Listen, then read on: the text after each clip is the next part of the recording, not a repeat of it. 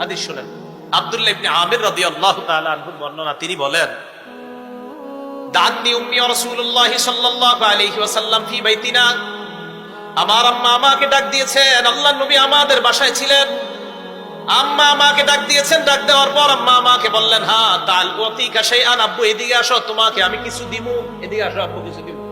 আল্লাহর নবী আমার আম্মাকে বললেন, মা আরাদতি আন তুতিয়াহি, মা আরাদতি আন তুতিহি, এই তুমি তারে কি দিতে চাও?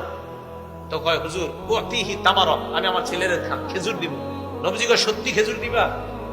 বুঝলে, তুমি আসলে খেজুর দিবা? জি হুজুর, খেজুর দিব।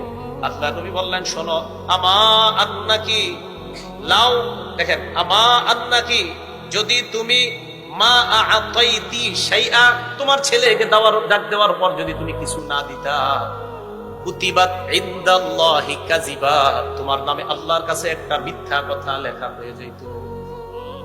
আব্বু এদিকে আসো, মজা দিব।